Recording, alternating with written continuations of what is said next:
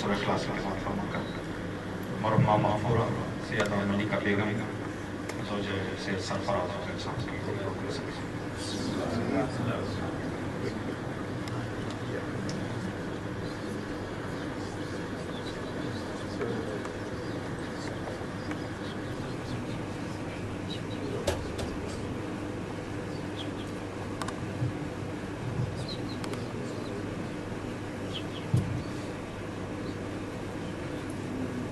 اعوذ باللہ من الشیطان الرجیم بسم اللہ الرحمن الرحیم الحمد للہ رب العالمین بارئ الخلائق اجمعین والصلاة والسلام علی خیر خلقہ وسید رسول اشرف الانبیاء والمرسلین خاتم النبیین مولانا و ہادینا و مولا ثقلین جد الحسنین ابی القاسم محمد اللہم صلی علی محمد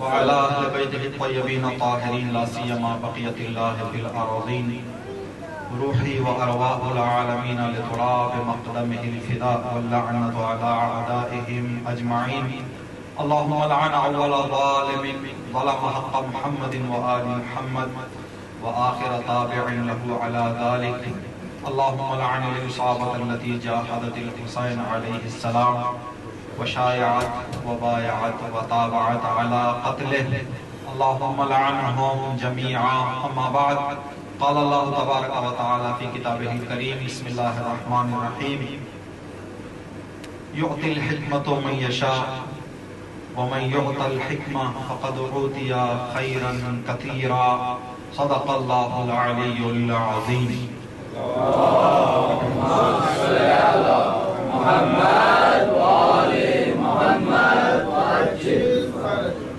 مجلس کی قبولیت کے لیے اور بحق جواد الائمہ دنیا میں 14 معصومین کی زیارت اور آخرت میں 14 معصومین کی شفاعت نصیب ہونے کے لیے ایک مرتبہ صلوات پڑھیں محمد اللہم صلی علی محمد وآل محمد وعجل مجلس بمناسبت شہادت ہے امام محمد تقی علیہ السلام منعقد ہے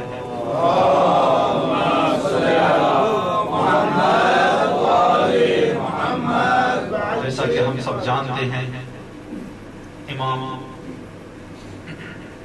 12 اماموں میں سب سے پہلے وہ امام ہیں جو کم سنی میں منصب امامت کو پہنچے اور جوانی میں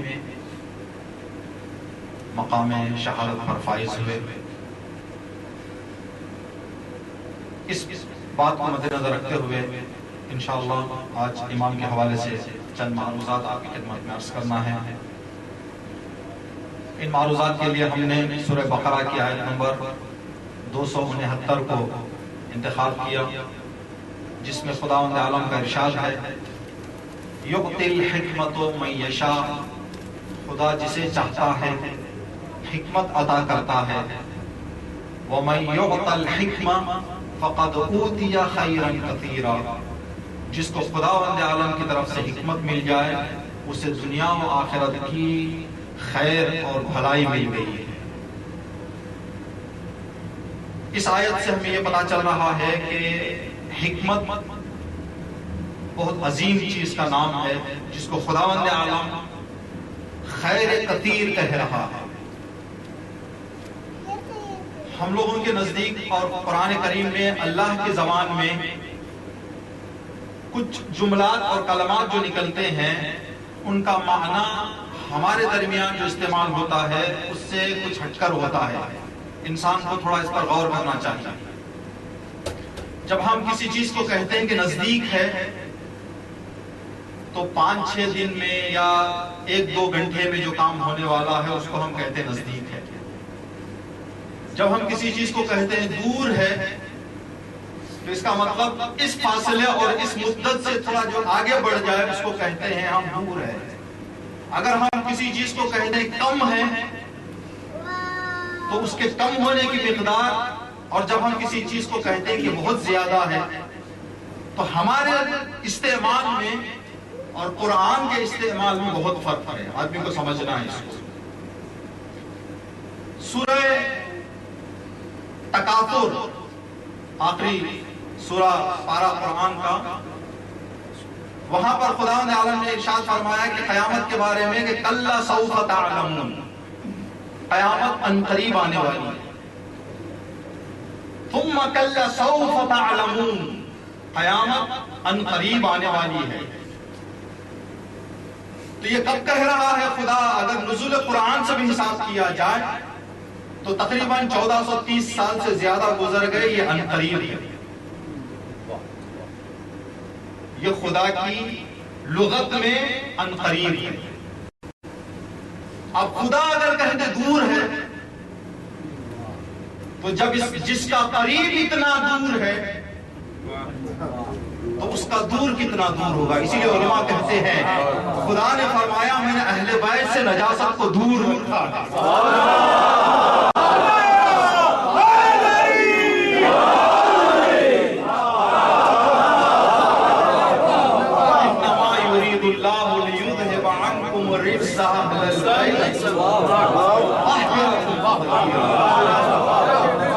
جس کا نزدیک ابھی نہیں آیا اس کے دور کا کیا عالم ہے۔ اسی جگہ پر خدا اس آیت میں فرما رہا ہے جسے حکمت مل جائے اسے بہت بھلائی مل گئی، خیر کثیر مل گیا۔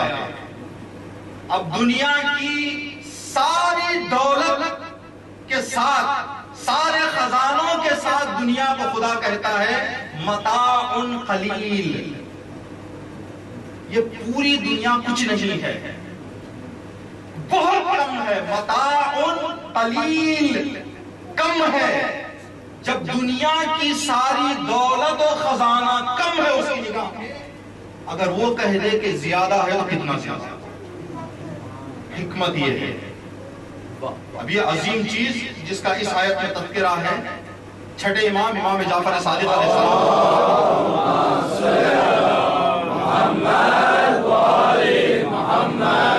کے زمانے میں ایک آدمی آیا، خیر کثیر کو جانتا تھا، خدا کی نگاہ میں قلیل کو جانتا تھا، خدا کی زبان میں کثیر کو سنا تھا اس آیت میں، تو چھٹے امام کی خدمت میں آ کے کہنے لگا کہ مولا حکمت کیا ہے؟ جسے مل جائے تو خدا کہہ رہا ہے کہ خیر کثیر اسے مل گیا، میں اپنی زندگی میں تھوڑا سا جو ہے جستجو کروں، تلاش کروں، اگر ہے تو حفاظت کروں، اگر نہیں ہے تو تلاش کروں، پانے کی کوشش کروں۔ آپ مجھے بتائیں کہ حکمت کیا ہے؟ تو امام نے فرمایا الحکمت معرفت الامام، امام کو پہچاننا حکمت ہے، جو اگر کسی کو مل گئی تو خیر کثیر۔ امام وقت اور امام خدا کے نائب، خدا کے خلیفہ کی پہچان، تو خدا کے ولی اور خدا کے امام کی پہچان کسی کو مل گئی تو اسے حکمت مل گئی، جسے حکمت مل گئی اسے خیر کثیر۔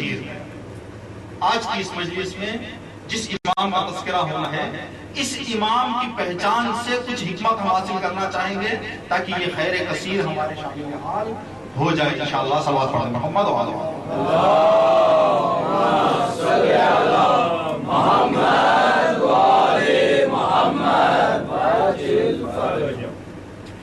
کسی بھی امام کو پہچاننے کے اس وہ موضوع، وہ کتابیں جس میں عقیدے کی بحثیں کی جاتی ہیں، 5-6 راستے بتاتے ہیں امام کو پہچاننے۔ ان میں سے 2 راستے یہ ہیں جن 2 راستوں پر ہمیں روشنی ڈالنا ہے۔ جس امام کو ہم پہچاننا چاہ رہے ہیں اس امام کے بارے میں دوسرے اماموں کے جملے،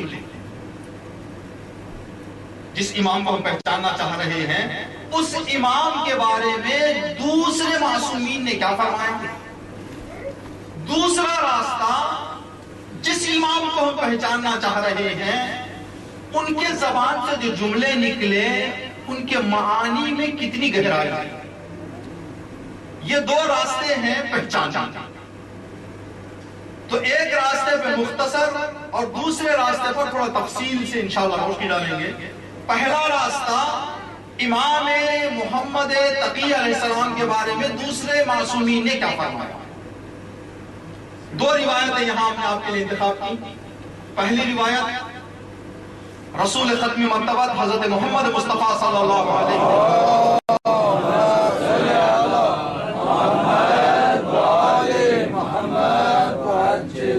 کے زبان سے ہے نویں امام کے بارے میں، اور دوسری روایت آپ کے والد بزرگوار کی طرف سے۔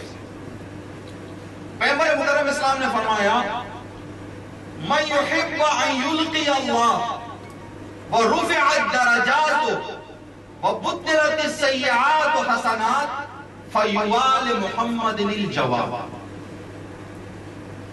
پھر یہاں ایک اشارہ کرتے ہوئے رسول اسلام کا زمانہ کب ہے، امام محمد تقی علیہ السلام کا زمانہ کب ہے، اس کو آپ ذہنوں میں رکھیں۔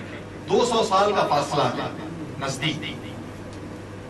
اس سے پہلے پیغمبر اسلام فرما رہے ہیں اگر کوئی یہ چاہتا ہے خدا سے ملاقات کرے تو محمد تقی کی امامت کو قبول کرے۔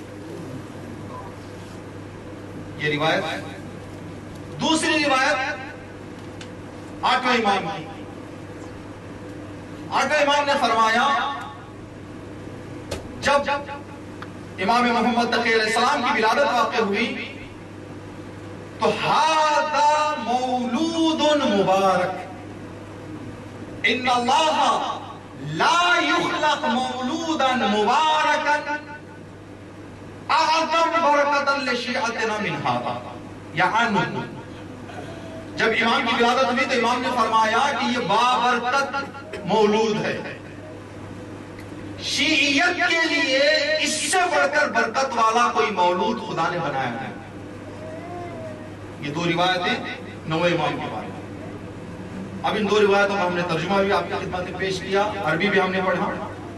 کیوں؟ پیغمبر اسلام اس زمانے میں یہ کہہ رہے ہیں کہ جو نویں کی امامت کو مانے گا وہ خدا سے ملاقات کرے گا۔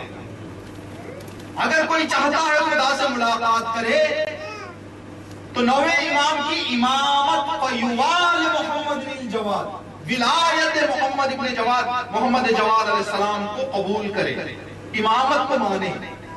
اور امام رضا فرما رہے ہیں کہ یہ بابرکت مولود ہے۔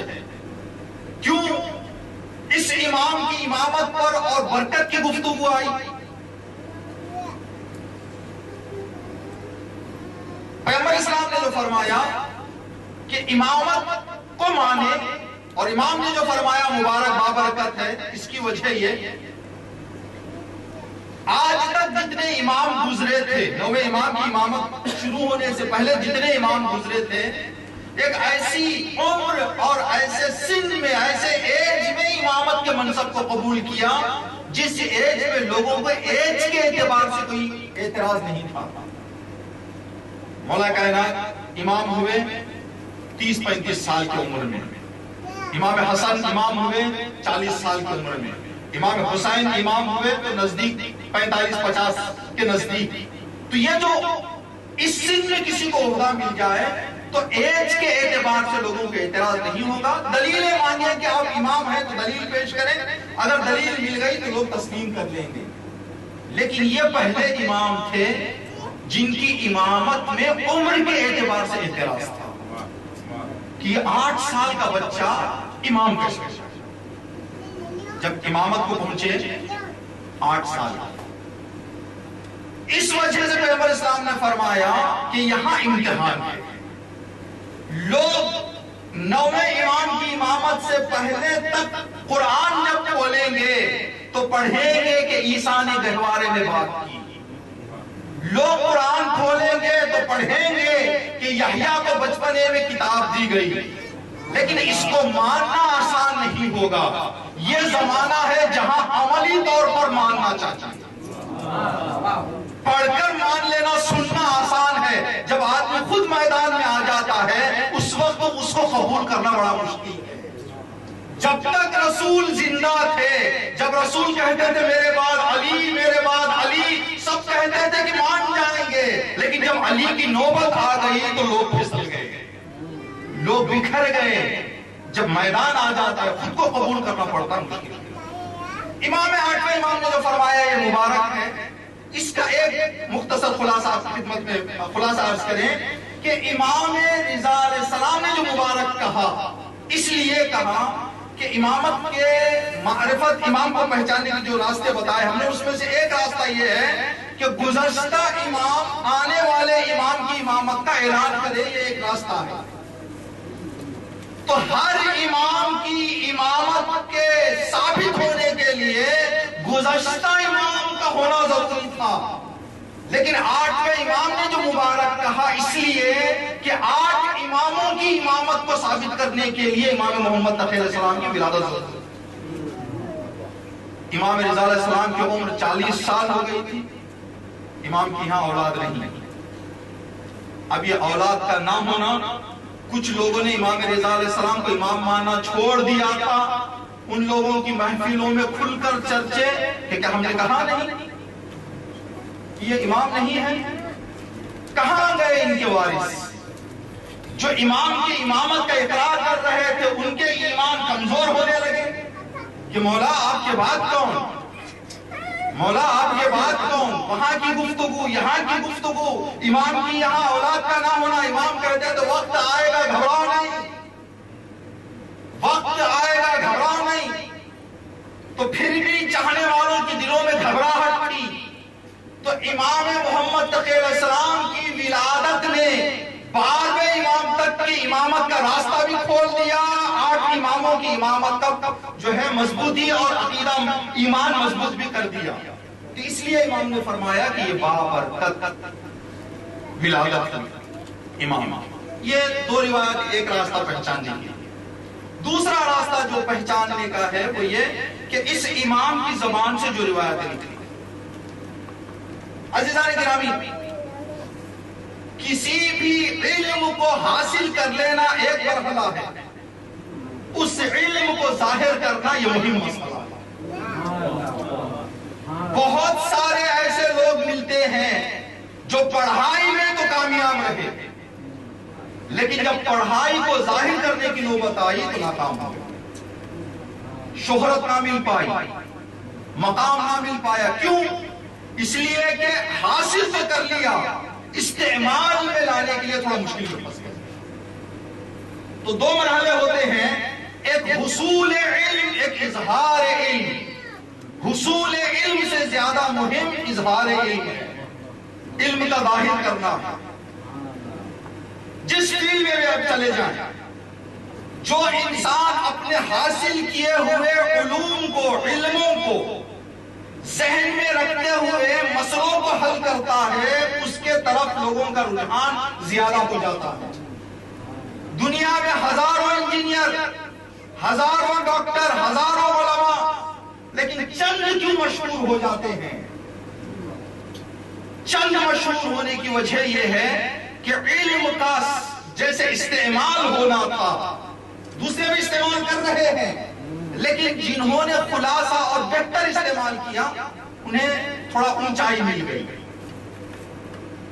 اماموں کے بارے میں ہمارا عقیدہ یہ ہے، جیسے خطبوں میں پڑھا جاتا ہے، مجلسوں کے پہلے اکثر علماء پیغمبر اسلام کے بارے میں کہ طبیب نفوسنا، کہ رسول اسلام ہمارے نفسوں کے طبیب ہیں، ہمارے نفسوں کے ڈاکٹر ہیں. یہ رسول اور رسول کے جانشین جو ہے وہ نفسوں کا علاج کرتے ہیں. تو نفسوں کے علاج کے لیے جب کوئی فارمولا بیان کرے، جب کوئی نسخہ بیان کرے، جب کوئی بات کہے، تو اس بات کے اندر وہ سب چیزیں ہونی چاہیے جس موضوع میں گفتگو کر رہے ہیں. اگر کامیابی کی گفتگو کر رہے ہیں تو جو جملے نکل رہے ہیں اس سے باہر کوئی تیسری دوسری چیز پھر نہ آئے. کوئی یہ نہ کہے کہ امام نے ناقص کہہ دیا، کامیابی کا ایک اور بھی راستہ تھا. کامیابی کا راستہ بیان کرے تو ایسے بیان کرنا چاہیے کہ کامیابی کے لیے اس سے ہٹ کر کوئی پھر دوسرا راستہ نہ ہو. اگر ایسا کہیں گے، ایسے روایات نکلیں گے، ایسے جملے نکلیں گے، تو اس بات کی نشانی ہے کہ کہاں سے یہ سرچشمہ حاصل ہوا ہے علم کا. امام محمد تقی علیہ السلام کی ایک روایت، صلوات پڑھیں محمد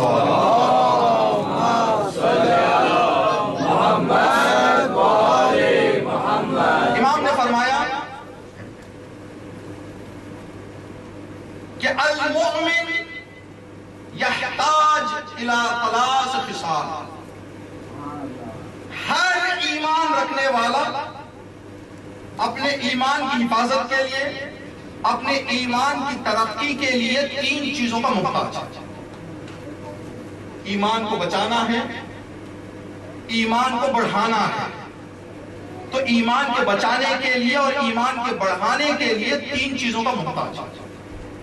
جو امام نے تین چیزیں بتا دی، پوری دنیا چاہے چوتھی چیز اس میں لے کے آ جائے نہیں لے پائے۔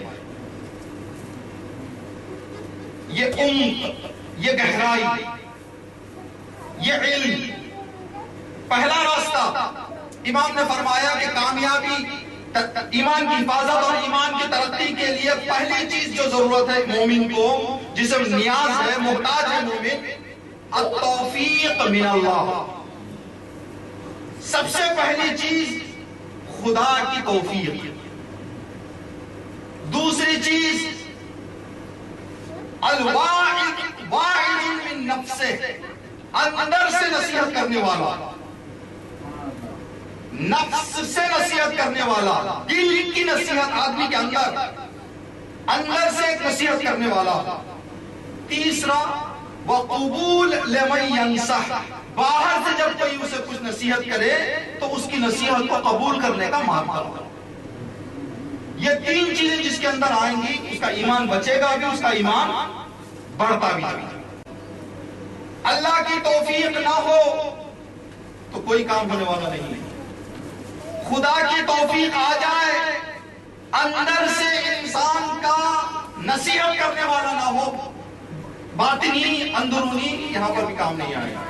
اگر یہ دونوں ہوں، باہر سے نصیحتوں کو نہ قبولے، تبھی بھی آدمی کے لیے مشکل پڑ جائے گی۔ صلوات پڑھ دیں محمد و آل محمد۔ اللہم صلی علی محمد و آل محمد وعجل فرجہ۔ تین چیزیں امام نے بتائی، اللہ کی توفیق، باطنی نصیحت کرنے والا، اندر سے نصیحت کرنے والا، تیسرا جب باہر سے کوئی نصیحت کرے قبول کرنے کی کا مادہ انسان کے پاس ہو۔ اگر یہ تین چیزیں ہیں تو ایمان بچے گا، ایمان بڑھے گا۔ اگر یہ نہیں ہے تو پھر ایمان نیچے چلا جائے گا، آدمی کا گر جائے گا ایمان، انسان نزولی راستہ طے کرنے لگے گا۔ تو ان تینوں کی مختصر وضاحت آپ کی خدمت میں عرض کریں۔ اللہ کی توفیق کا مطلب کیا؟ ہمارے دعاؤں میں استعمال ہوتا ہے، خدایا ہم سب کو اچھے کام کرنے کی توفیق عنایت فرما، برائیوں سے بچنے کی توفیق عنایت فرما۔ توفیق توفیق یہ لفظ ہمارے یہاں استعمال ہوتا ہے۔ توفیق کا معنی یہ ہے کہ کوئی بھی کام کرنے کے جو ضروریات ہیں، ان ضروریات کا مہیا ہو جانا۔ آدمی کہہ رہا ہے خدایا مجھے برائیوں سے بچنے کی توفیق دے، اس کا مطلب یہ ہے کہ برائیوں کی پہچان میرے ذہن میں ڈال۔ جب برائیوں کی پہچان آ جائے گی تو پھر میں برائیوں کی طرف نہیں جاؤں گا۔ اچھائیوں کی توفیق دے تو اس کا مطلب یہ ہے کہ اچھائیوں کے لیے جن چیزوں کی ضرورت ہے وہ ضروریات کا تیار کر جانا۔ الفاظ بدل کے کہیں آسان راستے میں، آسان باتوں میں، کسی بھی مقصد کو پہنچنے کے لیے رکاوٹوں کا دور کر دینا ہے توفیق۔ جو رکاوٹیں ہوتی ہیں وہ رکاوٹیں اگر دور ہو جائیں تو توفیق۔ آدمی کسی کی بھلائی کرنا چاہ رہا ہے، کسی کا ساتھ دینا چاہ رہا ہے، پیسہ نہیں ہے۔ اب توفیق یہ ہے کہ آدمی کے کاروبار میں ترقی آ جائے۔ اب کاروبار میں ترقی آ گئی، خدا کی طرف سے توفیق مل گئی۔ لیکن توفیق دو طرف سے کام ہے، ایک حصہ توفیق کا خدا کی طرف سے، دوسرا حصہ توفیق کا انسان کی طرف سے۔ راستے کے کانٹوں کو ہٹانا خدا کا کام، چلنا انسان کا کام۔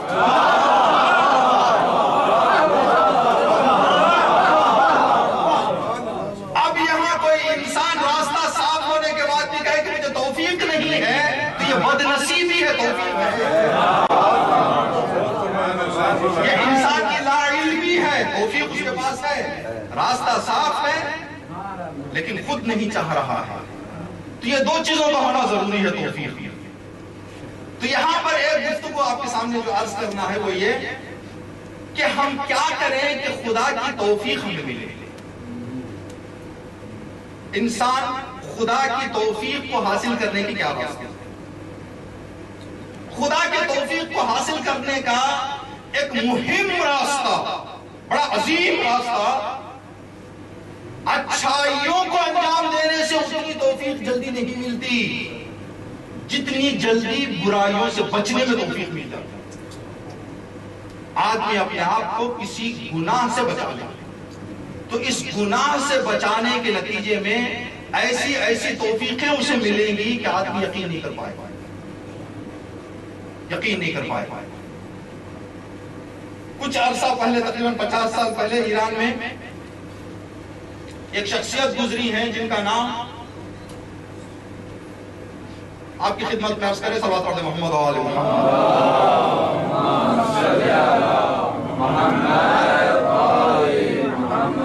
ٹیلر تھے تو وہ مشہور تھے خیاط، نام ذہن سے چلا گیا،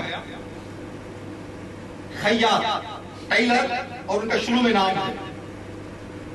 تو اس شخصیت کے بارے میں ملتا ہے کہ جب یہ 12 سال کے تھے ان کے والد کا سایہ ان کے سر سے اٹھ گیا. والد کا سایہ اٹھا، جو ورثے میں گھر ملا اس کی حالت یہ تھی کہ ہلکی سے بارش ہوتی تو کسی نہ کسی حصے کے گرنے کا ڈر تھا. ایسے گھر میں بھی زندگی کرتے ہوئے انہوں نے اپنے زندگی کا طریقہ ایسا اپنا لیا تھا، جب کھانے کو بیٹھے بھوک جتنی بھی لگے بغیر قبلہ رخ ہوئے کھاتے نہیں تھے. کھانے بیٹھتے روبے قبلہ، مستحبات پر عمل کرتے چلتے تھے. ان کے رشتے کی بہن جب جوان ہوئے 18-20 سال کے، تو ان کے رشتے کی ایک بہن رشتہ دار لڑکی ان کی خوبصورتی کی وجہ سے ان سے محبت کرنے لگی. کسی فنکشن میں، کسی جشن میں پورے خاندان والے جمع تھے، یہ بھی تھے. اس لڑکی نے گناہ کی طرف دعوت دی. حضرت یوسف کی طرح جو واقعے میں لکھا ہے، دروازوں کو بند کر دیا. انہوں نے فرار کا راستہ اختیار کیا یہ کہتے ہوئے کہ خدایا مجھے بچا لے، آج میں یہ گناہ کرنے والا نہیں. یہ کہہ کر باہر نکلے. رات دیر رات کی، گھر والے جشن میں ہیں، یہ گھر جا کے سو گئے. جب صبح اٹھے تو کہتے ہیں کہ میری آنکھوں نے وہ چیزیں دیکھنا شروع کر دی جو اس سے پہلے مجھے نظر نہیں آتی، اور دنیا کے لوگوں کو جو چیز نظر نہیں آتی تھی مجھے نظر آتا. ہمارے آنکھوں میں جو پردے ہیں، کہتے ہیں کہ انسان زندہ رہتے ہوئے بھی چشم برزخی کہتے ہیں. برزخی آنکھ، برزخی آنکھ یعنی روحوں کو دیکھنے والی آنکھ، حقیقتوں کو جاننے والی آنکھ. اس بندے مومن کو یہ آنکھ نصیب ہے. اب اس کے بعد لوگ پریشانیوں کے حل کے لیے ان کے پاس آتے تھے، بیماریوں کے علاج کے لیے ڈاکٹر کے پاس جاتے تھے. لیکن جو پریشانیاں آ جاتی تھیں جن کا علاج کسی سے ممکن نہیں تھا، ویسے علاجوں کے لیے ان کے پاس آتے تھے، اور یہ وہ علت بیان کرتے تھے جس کی وجہ سے یہ پریشانی آئی. ایک صاحب پہنچے، کہنے لگے کہ میرا کام گھروں کو تعمیر کرنا، بیچ دینا. 15-20 سال سے میرا کاروبار چل رہا ہے. 2 فلور سے 3 سے 4 7 8 لاکھ میں بنا چکا ہوں. ایک ایسی جگہ پر جو شہر کا بہت ہی قیمتی اور بہت آنے جانے والا پر مصرف اور پر استعمال علاقے میں نے بلڈنگ بنائی ہے، بنا کر تیار ہو گئی ہے. کوشش جتنی بھی کر رہا ہوں، ایڈورٹائز جتنا بھی کر رہا ہوں، سیل نہیں ہوئی. بات یہ آ گئی ہے کہ پورا انویسٹمنٹ گھروں پہ ہے، قرض لے کر استعمال کر رہا ہوں، پیسہ زندگی چلا رہا ہوں. ایک طرف سے قرض کی پریشانی، دوسری طرف سے یہ پریشانی، یہ سب کچھ دولت ہوتے ہوئے دل کر رہا ہے کہ پھانسی لے لوں. مجھے یہاں سے نجات دے۔ تو اس بندہ مومن کی توفیق کہاں تک پہنچ گئی؟ کہا کہ جاؤ اپنی بہن کو راضی کرو، تمہاری بہن ناراض ہے، بہن کی ناراضگی کی وجہ سے یہ پریشانی شروع ہو۔ کہا جناب میری بہن ہر ہفتے میرے گھر آتی ہے، میں ہر ہفتے بہن کیا چاہتا ہوں، نہ اس سے میری کوئی تلخی ہے نہ میری اس سے کوئی تلخی ہے، دور دور تک میں سوچ رہا ہوں کہ میری بہن ناراض ہو میرے سے، مجھے نہیں لگتا۔ کہا کہ جاؤ جو میں نے کہہ دیا وہ کر کے آؤ، جاؤ تلاش۔ تھوڑی دیر کے بعد کہا ہاں جب والد صاحب کا انتقال ہوا تھا، ایک 4-5 ہزار روپے ورثہ نکلا تھا اس کا، وہ میں نے نہیں دیا۔ میں نے کہا 4-5 ہزار روپے کی بات ہے، کیا کرنا، میں نے رکھ لیا۔ ارادہ تھا کہ دوں گا لیکن دیا نہیں۔ بہن نے دیکھا کہ بھائی تقسیم کر کے میرا حصہ نہیں دیا، دل سے ناراض ہو گئی، رابطہ رکھ لیا۔ اب رابطہ اندرونی بات کو بتا نہیں سکتا کہ کیا ہے، بھائی بہن کا رابطہ ہے لیکن دل سے ناراضگی ہے۔ گیا 5 ہزار روپے ہاتھ میں دیا، بہن میں واپس آ گیا کہ میں نے دے دیا۔ کہا کہ نہیں، اگر وہ 5 ہزار روپے 20 سال پہلے کے آج ہوتے کہاں ہوتے، انہوں نے کیا دے دیا، آج کا اماؤنٹ دے دیا۔ گیا کہا کتنا دوں، کہا اگر مجھ سے پوچھ رہا ہے، تیری بہن گھر نہ ہونے کی وجہ سے بڑی پریشان ہے، گھر دے دے۔ اپنے رہنے کا گھر اس نے دے دیا، ادھر گھر دیا، بہن گھر شفٹ ہوئی، 10-15 دن کے اندر سارے فلاٹ سے یہ آنکھ آ گئی تھی۔ یہ کہاں سے ملتا ہے؟ گناہوں سے بچ گئی۔ شیخ رجب علی خیاط، رجب علی نام، خیاط ان کا پیشہ۔ ایک آدمی اطلاع ملی کہ پھانسی کا آرڈر مل گیا ہے، نمازی روزے دار کو الزام لگ گیا، حکومت نے پھانسی میں لٹکانے کا فیصلہ کر لیا ہے، شام میں پھانسی ملنے والی ہے، شہر میں بات پھیل گئی۔ کچھ لوگ دوڑتے ہوئے آئے رجب علی خیاط کے پاس، رجب علی خیاط پھانسی لٹکائی جا رہی ہے ہمارے شہر کے جوان کو، کہا ماں سے جا کے کہو کہ راضی ہو جائے۔ ماں کی ناراضگی نے یہاں تک اٹھا دیا۔ عزیزان گرامی، بڑی پیاری بات ہے قرآن کریم کی، جہنم میں آگ نہیں ہے،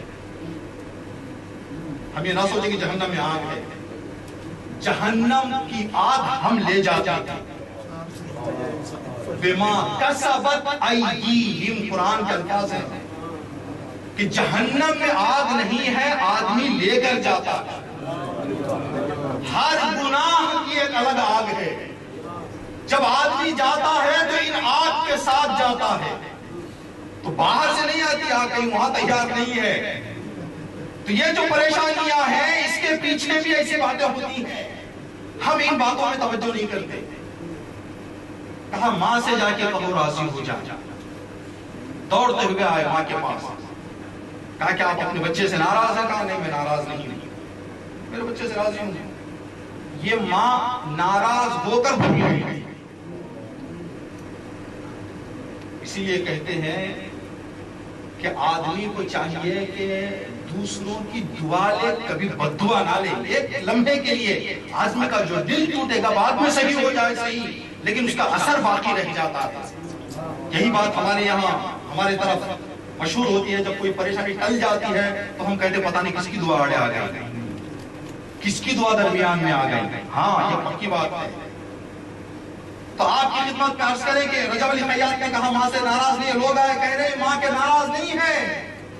کہا کہ نہیں، جب بیٹا نئی شادی کر کے آیا تھا، ابتدائے شادی کی، شوہر بیوی کی محبتیں، بہو چائے لے کر جا رہی ہے ساس کو دینے کے لیے، تو بیٹے نے دیکھ لیا تو کہا کہ میں تجھے بیوی بنا کر لایا ہوں، نوکر نہیں، جا رکھ دیا اگر ضرورت ہو تو آ کے پی لیں گی۔ ماں کے سامنے اس لیے جملہ کہہ دیا، ماں کا دل ٹوٹ گیا۔ اس کے بعد 100 خدمت اس نے کر دی، وہ ناراضگی آ کر بھول چکی تھی، لیکن اس ناراضگی کا اثر پھانسی کا پھندا نتیجہ ہو گیا۔ ماں سے کہا کہ اس کو معاف کر دیں، ماں نے کہا کہ ہاں میں نے اس کو معاف کر دیا۔ کورٹ سے آیا کہ غلطی سے پکڑا گیا ہے، آزاد کر دیا۔ یہ توفیق کہاں سے مل گئی انسان کو؟ یہ کتاب اس مجلس کے لیے ہم تیار ہونے کے لیے اس کتاب کو پڑھ رہے تھے، تقریباً 80 صفحوں میں ایسے واقعات ہیں رجب علی خیاط کے۔ 80 صفحے ہیں، 80 صفحوں میں ایسے جو لوگ آگے پریشانیاں بولتے تھے، رجب علی خیاط اس کا علاج بولتے تھے، جو 80 صفحے، یہ 400 500 600 سال پرانی بات نہیں ہے، 50 سال پرانی بات ایران میں گزرے۔ تو یہ توفیق۔ یہ دوسری مثال گناہوں سے بچنے کی، نہج البلاغہ کی ایک شرح لکھی گئی ہے علامہ جعفری۔ علامہ جعفری ایک محفل میں بیٹھے ہوئے تھے، اس وقت مس ورلڈ کا اعلان ہوا تھا۔ فرسٹ پیج میں ہر نیوز پیپر کے فرنٹ پیج میں بڑی تصویر مس ورلڈ کی۔ لوگ جو محفل میں بیٹھے ہوئے تھے، وہاں نیوز پیپر آیا تو کہا کیا ہے وہ ایک مس ورلڈ کی فوٹو پرنٹ ہوئی ہے، کہا کہ ہمیں دکھاؤ تو فیصلہ یہ ہوا کہ سب کو طواف کروائیں ایک طرف سے۔ سب محفل میں بیٹھے تھے، علامہ جعفری کہتے ہیں کہ میں بھی بیٹھا ہوا تھا، ایک نے دیکھا دوسرے کو دیا، دوسرے نے دیکھا تیسرے کو دیا۔ جب میری نوبت آنے کے نزدیک تھی تو میرا دل چاہ رہا تھا دیکھیں کہ مجھے کچھ برا ارادہ نہیں تھا، دیکھنا ہے، لیکن جب 2 لوگ میرے قریب رہ گئے تھے جن کے بعد مجھے دیکھنا تھا تو میں نے کہا کہ کیوں دیکھوں؟ میں نے وہیں پہ سر جھکایا، کہا کہ خدایا تیرے خاطر میں نہیں دیکھتے۔ علامہ جعفری چلے گئے گھر، سوئے تو ایک نورانی شخصیت نظر آئی۔ کہ علامہ جعفری پہچانتے ہو میں کون ہوں؟ کہا نہیں، میں تمہارا پہلا امام علی ابن ابی طالب۔ صلوات پڑھ دیں محمد و صلی علی محمد و آل محمد۔ علامہ جعفری طواف کرنے لگے، بوسہ دینے لگے۔ کہا جعفری بتا رہے تمہیں کیوں یہ توفیق نصیب ہوئی؟ تم نے گناہ سے اپنے آپ کو بچایا تو خدا نے کہا کہ آج بے حیا کی زیارت سے اس نے میرے خاطر روک دیا ہے تو عالم کا سب سے خوبصورت نگاہ آج دیکھتی ہے۔ یہ توفیق اس کے نصیب ہوگی کہ اس گناہ کے بچنے کے نتیجے میں یہ سعادت نصیب ہوگی کہ علی کے چہرے کی زیارت۔ یہ ایک دوسری تیسری بات شاید نہ عرض کر پائیں آپ کی خدمت میں وقت کی کمی کی وجہ سے، اس لیے کہ امام محمد تقی علیہ السلام کی عمر 25 سال اور جو ابھی حالات حاضرہ میں جس شہید کا زیادہ تذکرہ ہو رہا ہے عالم تشیع میں، شہید محسن حججی 25 سال، اس بندے کا بھی، اس شہید کا بھی ذکر ہونا ضروری ہے۔ آپ کی خدمت میں عرض کریے ایک پہلا راستہ توفیق حاصل کرنے کے لیے کہ آدمی گناہوں سے اپنے آپ کو بچائے تو خدا کی توفیقیں نصیب ہوتی ہیں۔ دوسرا راستہ توفیقات کے حاصل کرنے کا یہ کہ انسان دوسروں کی دعا لے۔ جب دوسروں کی دعائیں لیتا ہے آدمی تو وہ توفیقات اسے ملتی ہیں جو اس سے پہلے نہیں تھی۔ دوسروں کی دعائیں زندگی کا تجربہ ہے، ہم اپنے آنکھوں سے دیکھ سکتے ہیں۔ ایک آدمی کسی بھی کاروبار میں ایک نارمل حرکت چل رہی ہے، اچانک اوپر چلا جاتا ہے، اڑان شروع ہو جاتی ہے۔ یہ اڑان کسی ایسی ویسی نہیں گزر جاتی، دعائیں ایک راستہ ہے اس کی اڑان۔ حدیث میں ہے کہ آدمی چاہتا ہے کہ ترقی حاصل کرے، توفیقات خدا کی حاصل کرے تو دوسروں کی دعائیں۔ دوسروں کی دعائیں لینے کے بھی 2 راستے ہیں۔ ایک مرتبہ کسی سے جا کے کہیں جو بھی آدمی مل جائے بھائی میرے لیے دعا کرے، میرے لیے دعا کرے، میرے لیے دعا کرے۔ ایک راستہ ہے ایک ایسا کام کرے کہ وہ خود دعا دے۔ کسی کے سامنے ہم ایسا کام کریں کہ وہ خود دعا دے دے۔ اس شہید کا جس کا آج کچھ گفتگو کرنا ہے، ایک لیٹر اور ایک راستہ توفیق حاصل کرنے کا، خود دعا کرے آدمی، ایک دوسروں کی دعا لے، ایک خود دعا کرے۔ اس جوان نے، یہ ہماری آج کی بات ہے، یہ ہر ایک موبائل میں آپ نے دیکھا جس کا سر کٹتے ہوئے اس شہید 25 سال کی عمر اس شہادت کو پانے کے لیے کتنے دعائیں کرنی تھی اس مقام کو پہنچنے کے لیے. عزیزان گرامی، جب یہ امام رضا علیہ السلام کی زیارت کو گیا بندہ، عرضی لکھ کر زری میں ڈالا. وہ عرضیاں روزے کی طرف سے نکالی جاتی ہیں اور پڑھی جاتی ہیں، دیکھی جاتی ہیں. ان عرضیوں کو ایک جگہ رکھا جاتا ہے جو مہم ہوتی ہیں، ان کو ایک جگہ سیو کیا جاتا ہے. اس کی شہادت کے بعد وہ عرضی پیپرز ملتی ہیں کہ کیا لکھا تھا اس میں. اللہ اکبر، اللہ اکبر. امام رضا علیہ السلام کے گنبد کے سامنے کھڑے ہو کر لکھ رہا ہے کہ مولا 2 سال پہلے میں آیا تھا، 2 سال پہلے میں نے پریشانی کا حل مانگا، نیک بیوی مانگی، الحمدللہ مجھے دونوں مل گئی، اور میں نے جو مانگا اس سے بڑھ کر مجھے مل گئی. مولا آج میں آپ کے دروازے پہ کھڑا ہوا ہوں. آپ کو آپ کی ماں کے پہلو شکستہ کا واسطہ، آپ کو آپ کے فرزند امام جواد کا واسطہ، مجھے شہادت نصیب ہوئی. مولا آج جمعرات کا دن ہے. میں نے حدیثوں میں پڑھا ہے کہ جمعرات کے دن ہماری تقدیریں امام زمانہ کے ہاتھ میں جاتی ہیں. مولا آپ لکھ کر دے دیں امام کو، امام آپ کے احترام میں ٹالیں گے نہیں. آپ میری تقدیر میں شہادت لکھ دیں، امام سائن کر دیں تو مجھے شہادت نصیب ہو جائے. 2 سال پہلے اسی مہینے میں انہوں نے دعا کی تھی، اس سال ان کی دعا ہوا. شہادت کی توفیق. رہبر معظم انقلاب کا کل پرسوں کا بیان آیا ہے کہ یہ بہت سارے شہید ہو گئے، لیکن ان شہیدوں میں اور اس شہید میں فرق یہ ہے کہ ظالم کے ہاتھ میں شجاعت سے کھڑا رہ کر اس نے ثابت کر دیا کہ آج بھی اکبر کا جگر رکھنے والے ہیں. دنیا کے سامنے حجت خدا بن کر نکلا شہید محسن حسین. پھر اطمینان حاصل کرنے کے لیے کہ ہاں میری دعا قبول ہو گئی ہے، ماں باپ کو مشہد لے کے لے گئے. ماں باپ کو مشہد لے جا کر امام رضا کے زری کے پاس کھڑا کر کے زری کے سامنے امام کو دونوں کو قسم دے کے ماں باپ کو، آپ کو میری قسم، آپ دعا کریں کہ مجھے شہادت نصیب. ماں باپ نے کہا کہ جب بیٹے نے ہمیں اپنی قسم دے دی، امام رضا کے زری کے سامنے ہم دونوں نے زری پر ہاتھ رکھ کے کہا کہ مولا ہمارے بیٹے کو شہادت نصیب. یہ کیسے ملتا ہے؟ آدمی کو چاہیے کہ دوسروں کی دعائیں خود دعا کرے. وقت گزر گیا، بس ایک بات آپ کی خدمت میں عرض کرنا ہے کہ حضرت موسیٰ علیہ السلام، خدا نے کہا کہ موسیٰ میرے بندوں سے کہو کہ اگر دعا مانگتے ہو تو ایسی زبان سے دعا مانگو جس زبان سے گناہ نہ کیے ہوں، میں ان کی دعائیں ضرور قبول کر لوں گا. جیسے یہ پیغام حضرت موسیٰ کے پاس پہنچا، حضرت موسیٰ نے کہا کہ خدایا اگر تیری شرط یہ ہے تو تیرے بندے محروم رہ جائیں گے. کہاں سے اپنے آپ کو گناہوں سے بچا سکیں؟ وہ بھی زبان کے گناہوں سے. بولتے بولتے غیبت کب نکل جاتی ہے ہم ہی کو نہیں معلوم. بولتے بولتے جھوٹ کب آ جاتا ہے ہم ہی کو نہیں معلوم. ہم سمجھ رہے ہیں کہ آرام سے گفتگو کر رہے ہیں، اسی آرام کی گفتگو میں پتہ نہیں کتنے تیر نکل گئے. کہا کہ خدایا پھنس جائیں گے تیرے بندے.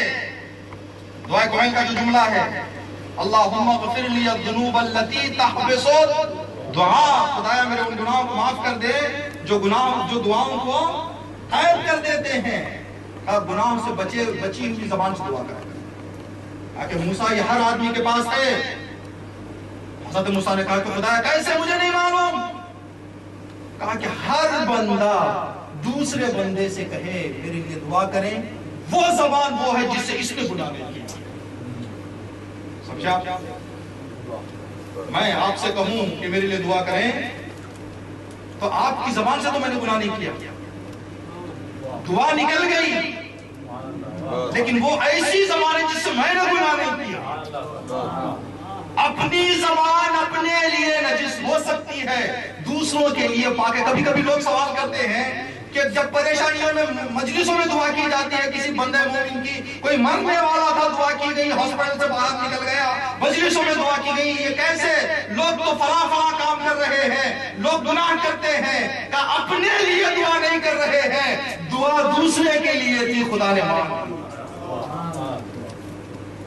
شرط کیا ہوئی؟ پاک زبان سے دعا نکلے قبول ہو جائے۔ اس شہید کی دعا اپنے سے قبول ہوئی ہے تو سمجھ لیں کہ جوانی میں کتنا پاک ہے۔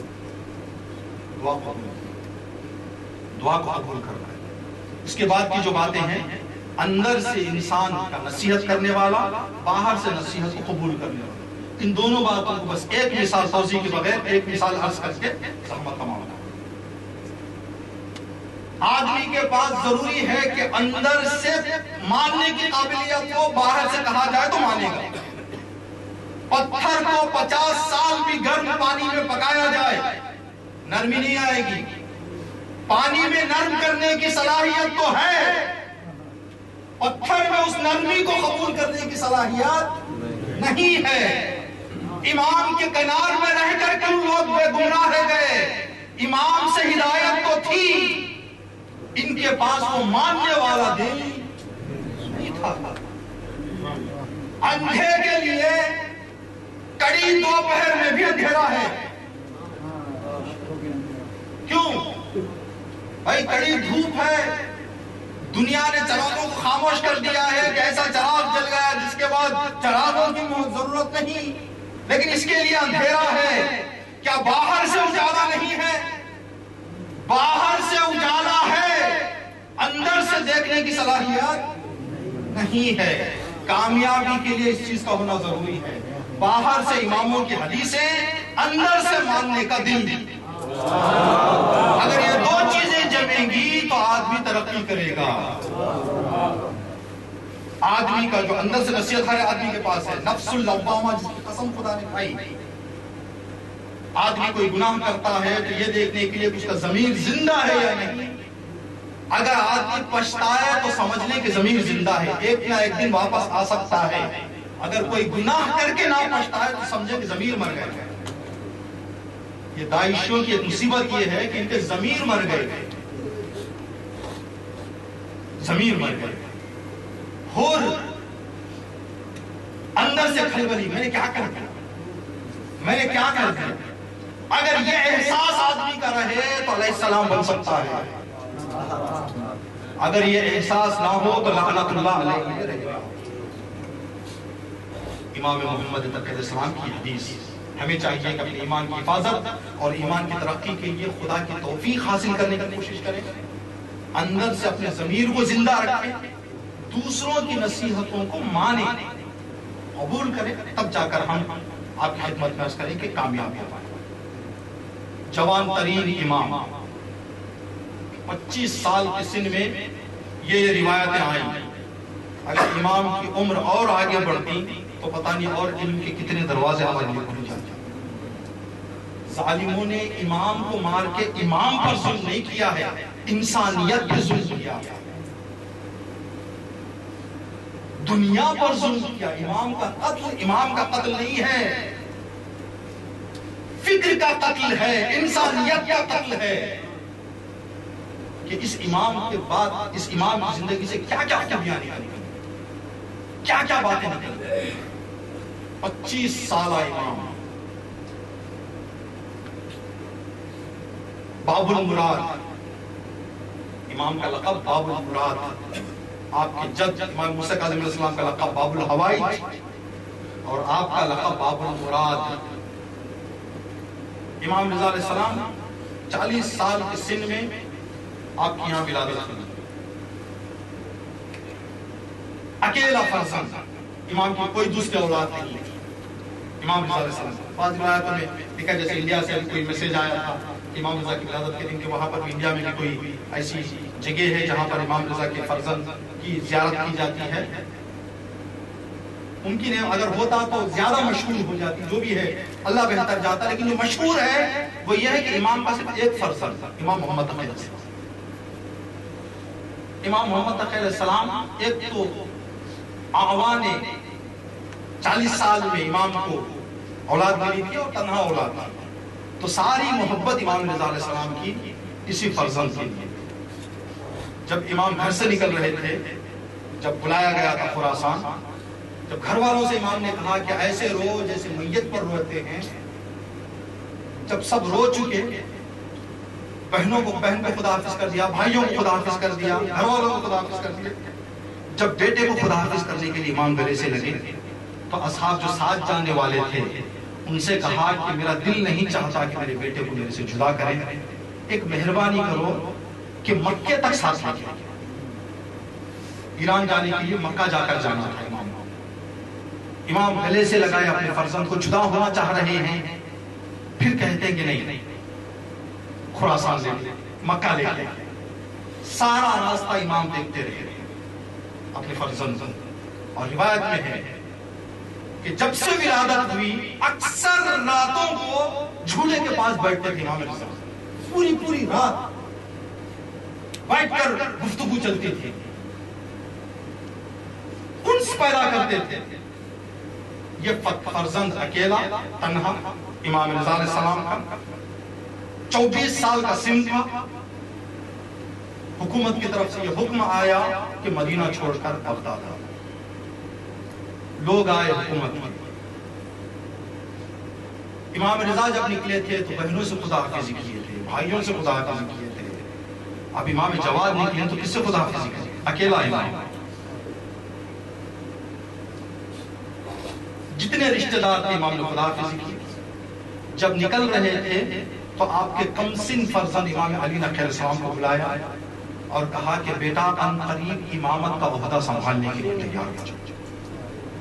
اب بابا آپ سفر کے لیے نکل رہے ہیں اور ایسی باتیں کر رہے ہیں. کہا کہ بیٹا جس ملک میں میں جا رہا ہوں وہاں مسافروں کو مارنے کا رواج ہے. مسلم مسافر تھا انہوں نے چھوڑا نہیں، حسین مسافر تھا انہوں نے چھوڑا نہیں، امام قاسم مسافر تھے انہوں نے چھوڑا نہیں. میں جا رہا ہوں تو مجھے بھی نہیں چھوڑیں گے. بیٹا تم تیار ہو. امام نکلی. 1 سال بغداد میں رہے امام.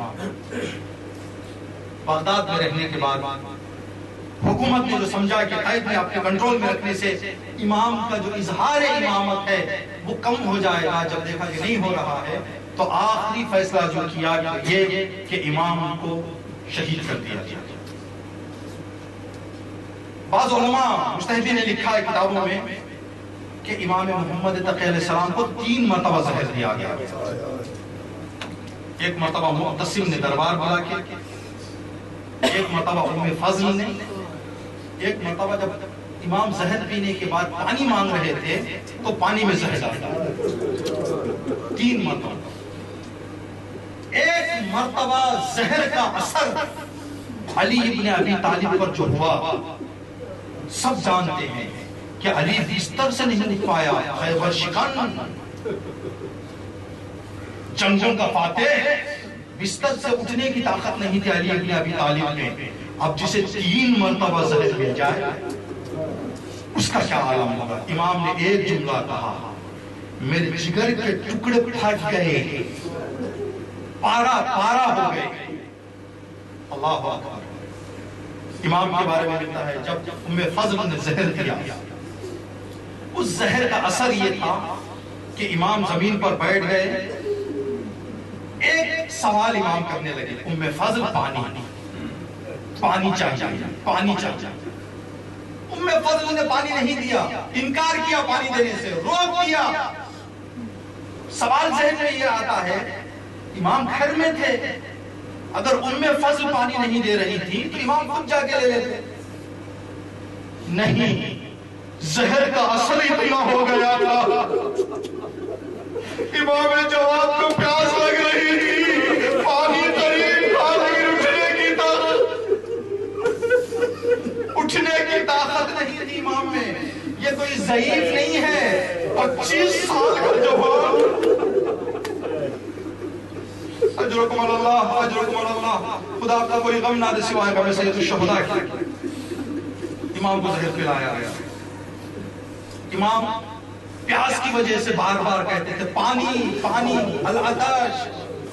امام کی آواز جب سنتی ام فضل تو یہ سوچنے لگی کہیں ایسے نہ ہو کہ پڑوسیوں کے کانوں تک آواز چلی جائے، آ جائیں لوگ کہ کیا ہو گیا، کون پانی مانگ رہا ہے۔ ام فضل نے حکم دیا کہ گھر کے سارے دروازے کھڑکیاں بند کر دی جائیں۔ گھر کے سارے کھڑکیاں دروازے بند کر دیے گئے۔ امام اکیلے ہیں، پھر بھی گمان کہ کہیں ایسے نہ ہو کہ اب بھی آواز چلی جائے۔ کہا کہ دربار میں گانے والی عورتوں کو بلایا جائے۔ آنگن میں کھڑا کر دیا، امام اندر تڑپ رہے ہیں، امام کی آواز باہر آ جانے کے لیے عورتیں باہر آواز میں پڑھ رہی ہیں تاکہ دنیا سمجھے کہ کوئی خوشی ہو رہی ہے۔ امام تڑپتے رہے، امام تڑپتے رہے۔ جب دروازہ کھلا کسی کام سے تو پڑھنے والی گانے والی عورتوں میں سے ایک نے دیکھا کہ کیا حد میں تڑپ رہے ہیں۔ اس کی نگاہ پڑی تو کیا دیکھا، امام نے آنگن گھر کے فرش کو ہٹا دیا ہے، پہلو کے کپڑوں کو نکال دیا ہے، اپنے آپ کو عمدہ لٹا دیا ہے تاکہ نمی ہو جائے۔ آپ کا ذہن چلا گیا ہوگا، ارے کربلا میں بھی تو یہی ہوا تھا۔ بچے جب دیکھ رہے تھے کہ پانی نہیں آنے والا تو عباس سے بچوں نے کہا چچا ہم نہیں کہتے پانی چاہیے، تھوڑا بچوں کے خیموں میں آ جائے۔ عباس گئے، دیکھا کیا ہے، بچے اپنے کپڑے اٹھا کر کربلا گھر رہے۔ یہ کب ہوتا ہے؟ جب پیاس کی شدت بڑھ جاتی ہے۔ وہ عورت نے ہاتھ میں پانی لیا، کہا کہ اتنا بھی تڑپ رہا ہے، اس کو پانی دے دینا چاہیے۔ جیسے ہی سیڑھیوں سے اترنے کی آواز آئی، ام الفضل دوڑ کر آئی، کون ہے جو اندر جا رہا ہے؟ کہا کہ میں ہوں جو پانی دینے کے لیے جا رہا ہوں۔ کہا میں خود دے دوں۔ پانی کو اٹھایا، امام سے پوچھا پانی چاہیے؟ امام کی نگاہوں کے سامنے پانی کو نیچے پھینک دیا۔ دروازوں کو بند کر کے اب امام میں کہنے کی طاقت نہیں رہی، امام میں آواز نہیں نکل رہی ہے، دروازے بند کر کے چلی گئی باہر۔ اب امام نے دیکھا کہ اس عالم میں کیا ہوگا، اکیلا امام، اکیلا امام۔ اللہ اکبر، ایک بڑا رابطہ کسی نے ذکر کیا مسائل میں، آدمی کا دل پھٹ جاتا ہے۔ دو ایسے امام ہیں جن کی بیویوں نے جن کو زہر دیا، ایک امام حسن، ایک امام محمد تقی۔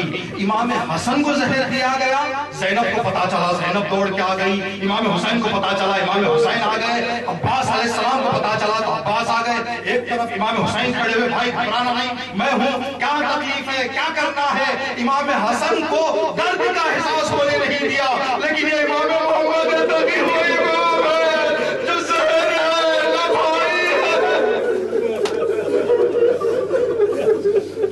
نہ بہن ہے، نہ کوئی پرسان حال ہے، تنہا امام کو چھوڑ دیا گیا۔ امام نے اپنے آپ کو بلند کیا، آہستہ آہستہ چھت پر پہنچ گئے۔ چھت پر جا کے امام لیٹ گئے، امام کی روح قفس عنصری سے پرواز کر گئی۔ چاہنے والوں نے دیکھا کہ ایک دن گزر گیا، 2 دن گزر گئے، 3 دن گزر گئے، امام نہیں آتے۔ امام سے ملاقات کے لیے گھر جاتے ہیں تو تالا پڑا ہوا ہے، امام کی آواز بھی نہیں آ رہی ہے۔ گھبرا گئے کہ کیا بات ہو گئی، امام کہاں چلے گئے۔ اتنے میں کیا دیکھا، گھر کی چھت پر کبوتر اپنے پروں کو جمائے سایہ کیے ہوئے ہیں، سایہ بنائے ہوئے ہیں۔ سب تعجب کرنے لگے کہ یہ بندے کیا کر رہے ہیں۔ جب اوپر چڑھ کے دیکھا تو اپنی امام کا جنازہ پڑا، دھوپ سے بچانے کے لیے پرندوں نے سایہ کیا ہے۔ چاہنے والوں نے کہا اے پرندوں، 200 سن میں آنے والوں 61 میں کہاں گئے تھے جب حسین کا لاشا 3 دن کربلا کی ریت پر تھا۔ بس آخری فطرے شہادت ہے اور اب کی زحمت تمام۔ امام کو بڑے عالیشان طریقے سے دفن کیا گیا۔ امام علی نقی علیہ السلام مدینے میں، امام کی شہادت بغداد میں ہوئی۔ امام ساتھیوں سے، اصحاب سے گفتگو کر رہے ہیں، کم سن ہے امام، کہنے لگے انا للہ و انا الیہ راجعون۔ لوگوں نے کہا کہ مولا اس وقت کلمہ استرجاع پڑھ رہے ہیں، بات کیا ہے؟ کہا کہ میرے والد کا سایہ میرے سر سے اٹھ گیا، میرے والد کو بغداد میں شہید کر دیا گیا۔ مولا کسی نے اطلاع نہیں دی، کسی نے خبر نہیں دی، کیا ہو گیا؟ کوئی امامت کی وہ بات معلوم ہو جاتی ہے، ارے میرا بابا اکیلا شہید کر دیا گیا۔ میں کہوں گا مولا امام مدینے میں آپ کے والد بغداد میں آپ نے تڑپنا نہیں دیکھا، وہ سید سجاد سے پوچھے، وہ امام جس کی آنکھوں کے سامنے باپ کا جنازہ، کبھی خیمے کے پردے ہٹتے زینب سے سوال کیا پھوپھی افا کیا ہو گیا؟ کہا بابا شہید ہو گئے، بچے آنے لگے، سید سجاد تسلیت دے رہے ہیں، الا لعنت اللہ علی القوم الظالمین سیعلم الذین ظلموا ای منقلب ینقلبون۔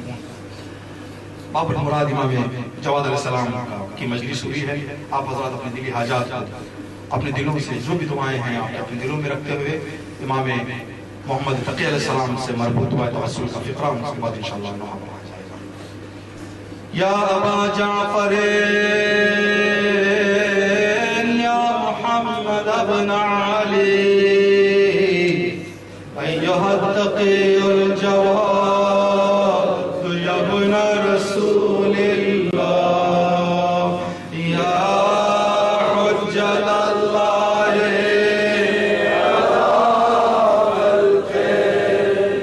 یا سیدنا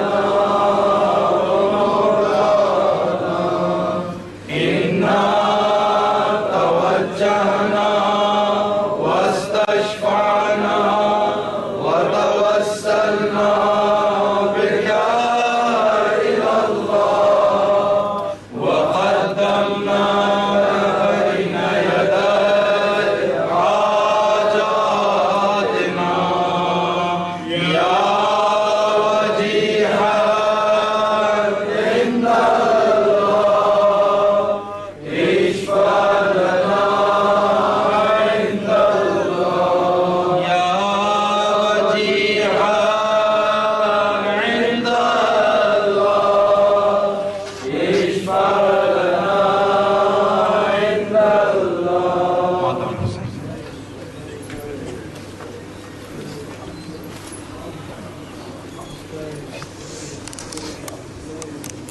صحیح صحیح صحیح صحیح صحیح